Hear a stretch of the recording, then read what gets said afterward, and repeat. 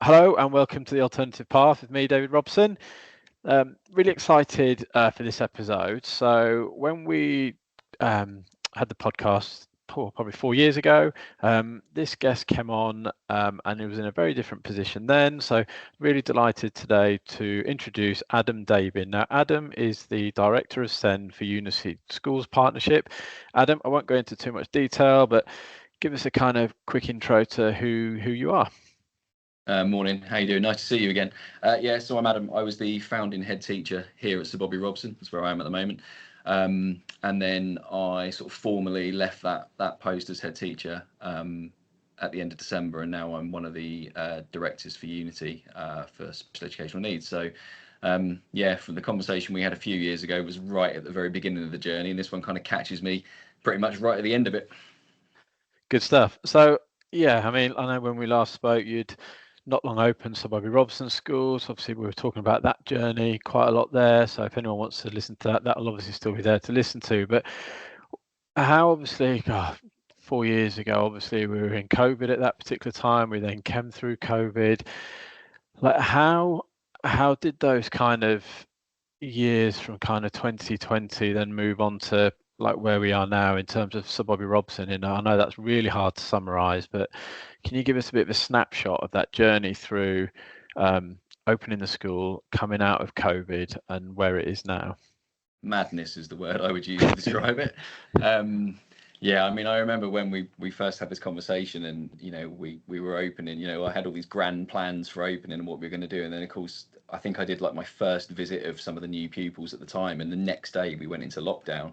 So sort of all of my grand plans around amazing transitions and getting things really well oiled and organised for the September start just completely went out the window.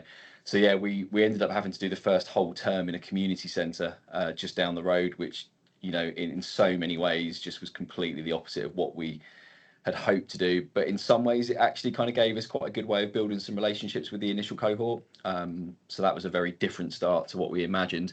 And of course, then we had to transition into the building while still in lockdown, obviously. So that was really difficult. You've got a brand new school, brand new staff, brand new cohort of children, families, and contact was really limited, and every kind of curveball you can imagine kind of came at that very beginning point. And then we kind of navigated our way through kind of the first year, and then the second year was when we kind of doubled our numbers from 30 to 60 and had a new staff influx. So that felt very much like starting all over again, because you've got a new team to bring in and you've got new pupils and new families. So it was very much about building relationships in that first sort of 12 to 18 months. And in between that, there were some real bumpy periods, because obviously, the cohort of pupils we had, their backgrounds are really mixed in terms of their educational experiences, and some of the behaviours and needs of our pupils are obviously quite challenging at points. And then we kind of got to year 3, which for my joy was the Ofsted year as well, and everything just started to come together. And I think we got to the June when we were inspected, and we got good across the board. Which was an amazing effort by everyone involved, given some of the challenges that we'd faced in terms of opening a brand new school. And then, fast forward another 12, 18 months, and the school, in my opinion, has gone from strength to strength. The biggest thing for me is listening to the kind of students and the kind of families' feedback on what this place now represents for them. And I think the kind of culture of the place is probably the thing I'm most proud of. We've got students that have gone off to college, that have gone off and got GCSEs and various functional and other accreditations. But I think when you listen to the pupils talk about what this school now means to them, and when you listen to the families, it's been, we don't get everything right. I think the first thing you have to put your hand up as any school is admit, schools make mistakes. We're not perfect, but we deal with some really unique scenarios sometimes here. But I think when you speak to most of our families, they've been really humbling in their kind of comments about the impact we've made as a school. So if you'd offered me all that at the very beginning, and then with a few curveballs like COVID and stuff, I think I sort of came away at the end of December, and I can kind of look back on it now, and I'm really proud of what we've achieved, what we've built. There's so much more to come for this place. It's got so much potential to kick on and go on that next part of the journey. But yeah, it's been mad, I won't lie. Yeah. Great. So in true in true SEMH school style, we just had a little pause in recording there as the fire alarm went off in school. So we're back. So so Adam, obviously we just mentioned the journey through founding and kind of taking Sir Bobby Robson on to that point in December 2024. So I would imagine, like, not only were you head of Sir Bobby Robson, you obviously put a lot into the school to create it and get it to where it was. So I'd imagine it was probably felt almost like you were kind of letting go of a kind of almost a child almost to a degree. So how did that kind of feel, and how did it come about to then take that next step in your career? So I think the way it kind of worked is Unity's grown quite a lot in the last 2 years in terms of the number of schools that have joined. So there was a bit of a capacity need within the sort of central team for the SEND team. So initially I was seconded to still be head here, but then I was out a few days a week supporting the SEND team as a SEND director. And I sort of did that for about 8 months. And then the role came up to become permanent, at which point I applied for it and then was fortunate enough to kind of get it to start formally as a full-time director in January just gone. And I think in some ways, it's been really, really bizarre kind of waking up on the 1st of January and suddenly not being the head teacher of Sir Bobby Robson School, because it's been so all-consuming. It's been a 24/7, relentless 24-hour-a-day task. It's been something that's massively consumed my life, and I won't lie, I've not been great at points at balancing that. My own family and kids have moaned at me on many occasions for missing things and not being available, and I think the bit I found the most difficult was that kind of emotional availability, because actually there's so many things that are whizzing around your head all the time when you're trying to kind of build a school and deal with some of the things that we deal with in schools, that actually being available for my own family was really difficult at points. And that was a big lesson for me to learn in terms of how to balance and prioritize things. I mean, I'd been ahead before, but it was that role, being an exec head of 2 primary schools was nothing like being the kind of founding head of an SEMH special school. So it was really difficult, but I feel like I've been quite fortunate in terms of it's not like it's suddenly been I'm here today, gone tomorrow process. Because of working that secondment, the kids and the staff and the school community got used to me being here less over quite a long period of time. And my deputies stepped up to become the interim heads in the meantime to kind of support me to do that as well. So it kind of came from a selfish perspective. Actually, it's probably been like the best way to do it, because there's been quite a long run into me not being here. And then of course I kind of just sort of took an extra day and the guys here, who I've got really strong relationships with, but they got used to me being around a little bit less. And I think that was really important for me, that it wasn't a here today, gone tomorrow type process. Brilliant. One of the things I wanted to touch on today is there's so much stuff online and in the press about SEND full stop within mainstream schools, special schools. Obviously, in the role that you've been in previously to Sir Bobby Robson and then Sir Bobby Robson, and now within the kind of a trust capacity. I mean, how does that, and this is a really massive question, but how does that look like? Because I know, like you say, Unity has grown lots. There's SEND provisions popping up in different locations, but how is it as a now you're in like a trust-wide approach? Can you give us like a little snapshot of how SEND looks across mainstream and special, both in SEMH settings and more kind of your what some people might seem as your kind of traditional SEN schools, if that makes sense? Big question. Yeah. Thanks for that. I think at the moment, we can't come away from the fact that nationally SEND is a really big conversation, isn't it? And I can only talk from my experiences. I'm very fortunate. I work with a group of people that are massively passionate about SEND inclusion, and again, no one's ever going to sit here and say we get 100% of our decisions right, but I know that there's a real kind of commitment to that, and that's been seen in terms of, Sir Bobby is now one of 3 SEMH special schools that we've opened. There's another in Bury, there's one in Romford. We've got another special school we're due to open as well coming up. There's been lots of hubs added to our mainstream settings as well. So there's been a real commitment to kind of just try and provide as many places suitable places for pupils as we possibly can to kind of support what I kind of view as the biggest challenge, which is the demand. It's, if I talk to you about what's probably been one of my biggest pressures and stresses here, it's been admissions, because the demand has been so vast. We might have had 3-4 spaces, but we would have 200-300 consultations.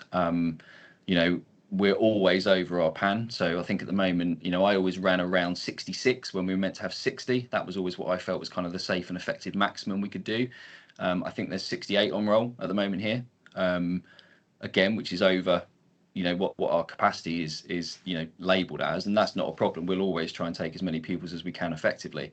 But I'm not brilliant at maths, but even I can see that sort of 200-300 consultations doesn't go into the amount of spaces that we have available. And I think that's the bit that's so difficult for everyone in the system.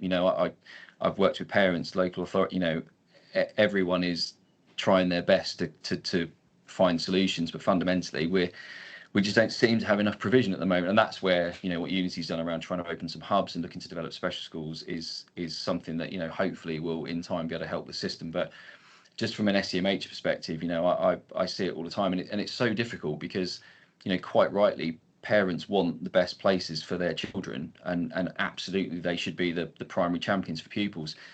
What's difficult sometimes, and what has been difficult from my perspective, the other side of the fence, is that I've already got 60 odd pupils here, and I have to really be mindful of having the right pupil join them, because a pupil with a slightly different needs profile, or someone that's got a couple of behaviours and things that might not work with a specific group of pupils, could have a really big impact on that group of pupils, but the wider school. And it's really difficult because, I don't want to say no to anybody or turn anybody down, but it's that balance between, the system and the processes we have to go through, and then trying to make sure that we manage kind of a whole cohort as safely and as effectively as possible. So it's been probably the biggest stress that I've had, in the role, is admissions, because you just don't want to let anybody down. You don't want to say no to it. If we could take everybody, we'd love to, but the reality is there is a kind of limit to what we can do in one building. If we were under numbers, then quite rightly everyone should be saying take pupils to fill up, but because we've always been over, it just gets really difficult sometimes, because you want to be the solution for everybody, but you just can't be, and that's really hard sometimes. And it's really difficult to have conversations with some parents who, quite rightly are really keen to kind of have a place for their child, and you don't think you may be quite right for that pupil, or you just feel like you just can't physically take any more. So it's been a real moral battle at some points, in terms of, I always wanted us to be the solution for as many people as possible, and we've always willingly gone over what was our number of 60. But it's just really difficult when you can't be the solution for everybody. Something I just wanted to go into there a little bit is, and I know that the county that we're based in is Essex, and with my kind of like chair of governors head on in talking to the school that I'm in, I know it's a massive thing. The hubs within mainstream, like I always it kind of baffles me in a way that in today's world, when the number of SEN within most schools is through the roof, why schools don't have, in most schools they have a music room, a room for PE, a library, like intervention rooms for maths and all that sort of stuff. But I almost feel like every school in today's world should have that same, like an area for SEND in some capacity. Like, do you see, yes, there is a need for more special schools, but do you also think there should be like a bigger push nationally to create those hubs within mainstream schools? I mean, it's so difficult, isn't it, to be, you want to be as effective as you can for as many people as you can. And I think, we've be really interesting, because obviously Ofsted have just announced their new systems for next year as well. So that'll in some way probably will kind of feed down into what's happening. And I think I saw a spot for inclusion on there as well, which hopefully will be really positive. It's really, really difficult. I mean, I think one of the conversations I know we've had is we're actually looking at, can we get sensory rooms in every one of our schools?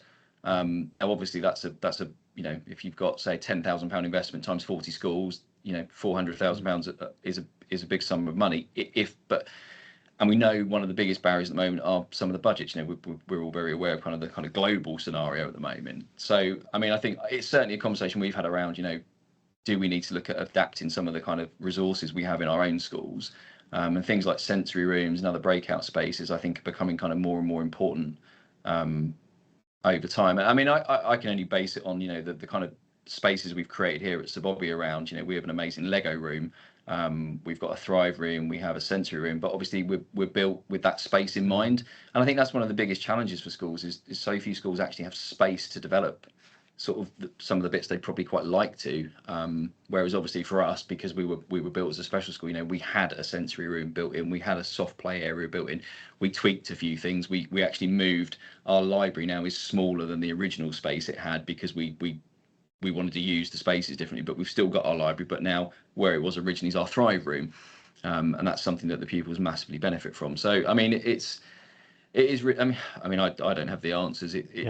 It's tricky at the moment to kind of balance everything. But for me, what I don't not see is a kind of willingness of people to be thinking about how to be creative around, you know, coming up with things to try and help. And, you know, it was really nice actually to hear that conversation within my own trust that we were saying, okay, well, can we get a sensory room in every one of our schools? Because there's obviously been that recognition that there's a changing needs profile, and there's, you know, and I still think as well, we probably aren't fully seeing the impact of COVID still. You know, I look at my own son, and he, you know, my daughter's year 5, my son's year 4. Esme started school in reception, was in school for the first term before COVID hit, and Harry went straight into a reception year that was a COVID year.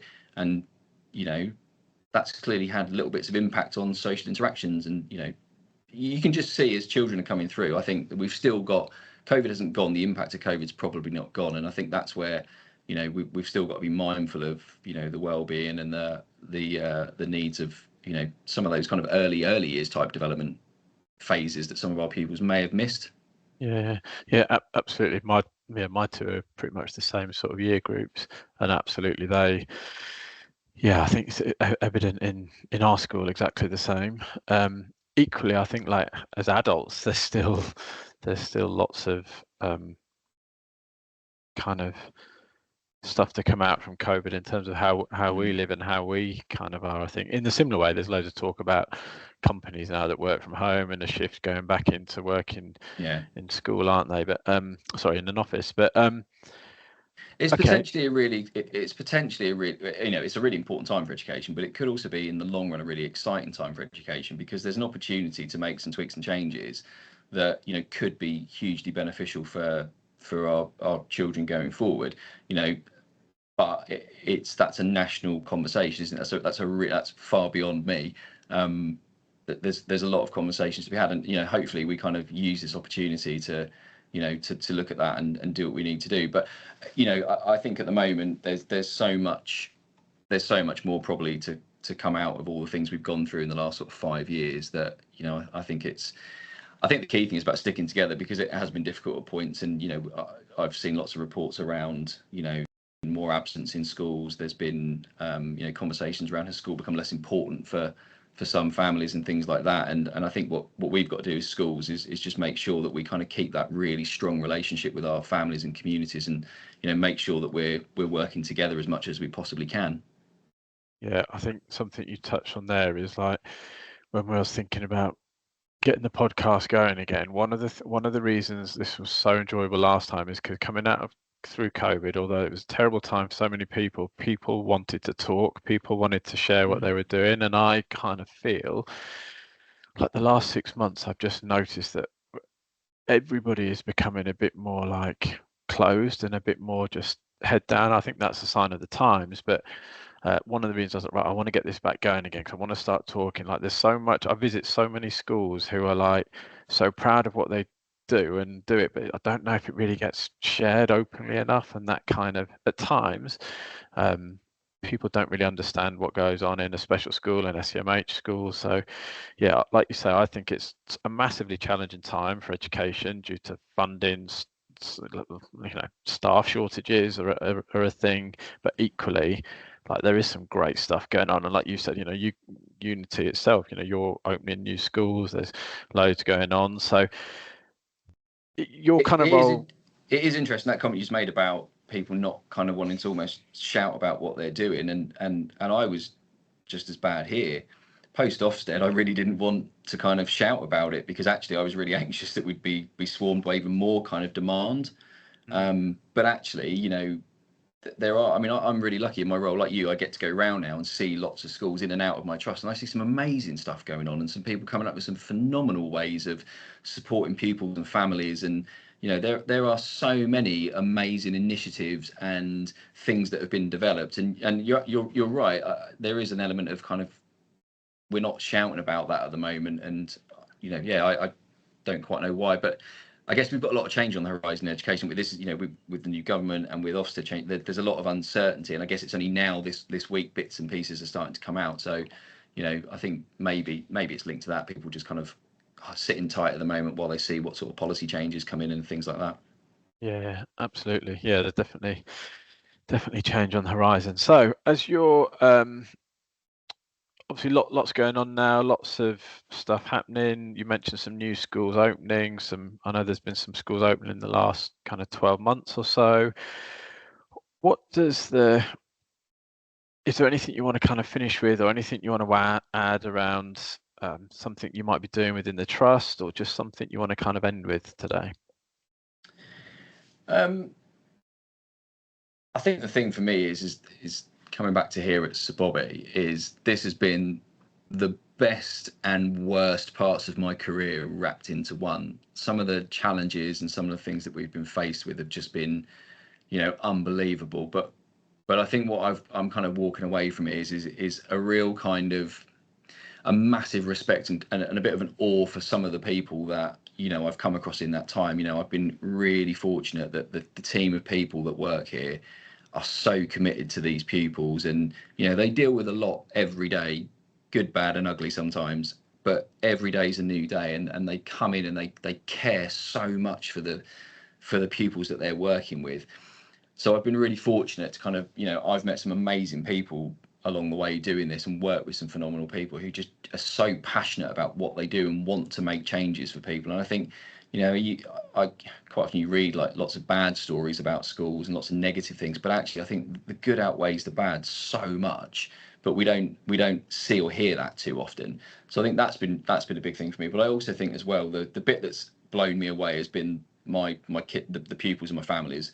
You know, to see the kind of journey they've been on, and to see them open up about their experiences, and then to see the trust that they've put in us as a school, me as the head, and to kind of entrust us with that next part of their children's journeys has been massive. And I think the thing I've walked away with most is, I was always quite focused on building relationships with people, but I think within this context, within the SEMH arena, you know, the most important thing is the relationships that we build with all of our community, you know, our families, our neighbours, our pupils, our staff. You know, we have to come together and be a really kind of one big, I don't like using the word family, but like a big family. And I think that's the thing for me that I'm probably most proud of, is the kind of the community that we've been able to build here. And you know what, like, I've got things wrong along the way, and I've annoyed parents along the way, and we've you know, worked it out. And you know, no one, God, I've definitely made mistakes along the way, and there's things I would go back and do differently. But the thing I've always been really grateful for is the support of the people that have been around us. So, you know, my staff team here have been amazing, but actually the families have just been unbelievable. You know, the support we've had from them, and the way that they've kind of backed us and supported us in some really difficult situations. It's just shown me the importance of really investing in your school community, you know, from a relationship perspective. There's you know, there's a million other things that we have to do in education, but actually, you know, if you can invest that time in people, I think it just helps you on the journey so much. And I always believed that before doing this, but I think having now done this, it's by far the biggest takeaway. You know, it's believe in people, invest in people, whether they're families, whether they're pupils, whether they're staff, whoever it is. And I think that just helps so much, because, you know, we can do so much more together than we can sort of against each other. 100%. And like, just to summarize from my kind of own side what you're talking about there, I think, you know, school is so much more. Any school, whether it's SEMH, mainstream, SEN, is so much more than a classroom. Like, a school is a community. A school is like, you know, the lifeblood of an area and offers so much more. So I completely agree with you. If there's anybody listening to this who maybe is in a mainstream setting or kind of just intrigued about SEMH, is there anything you'd want to finish up with in terms of that person who's listening thinking, I wonder if I'd be right for SEMH? So I'm a bit of a killjoy. Every year I start staff meetings with, we're going on this journey, we're raising the bar, we're doing this, and this might not be for everybody. And every time we do interviews, I always say this might not be for everybody, and there's no shame in that. But what I would always say to people is you don't know unless you come and see. And SEMH is a very different world to mainstream. You become quite desensitized to certain things, you learn to laugh about other things, and you for me, I've got very clear lines and boundaries with our pupils, but I've also learned the difference between a few subtle ways things are put and things are done. And if you think it might be for you, I would implore anyone to find out, come and look, come and see, come and have a go. Because the one thing I would say is everybody that works here always says to me that the impact they have here is probably the biggest impact they've had in their career. And it's not easy and it's not for everyone. And there can be some heartbreaking scenarios. There could be some really tough days. But what I would say is the good just monstrously outweighs the bad. But if anyone's interested, phone, email, if you've got a school near you, if you're near us, try and arrange a visit and come and see, because it also might not be what you think it is. And I think people that come here now, the journey we've been on, I think they get quite surprised at how much of an actual school we are. We've got displays up, we've got loads of stuff on the walls, we've got, the boys go out on trips and the girls go and do bits within the local community. And, it's very much a school. So I think you need to come and see it, because it's probably not quite what everyone imagines. I completely agree, Adam. Adam, it's been an absolute pleasure. I'd applaud you for what you've kind of done the last kind of 4 years, and wish you nothing but the best in your, it's not new anymore, but we're only a month in your new role. I wish you all thank you for your endless help with recruitment, because recruitment is probably part 2 of the biggest stress of this journey, and you've definitely helped me in the last few years, so thank you for that. Absolute pleasure. Adam, great to chat to you again. Have a great day. Take care.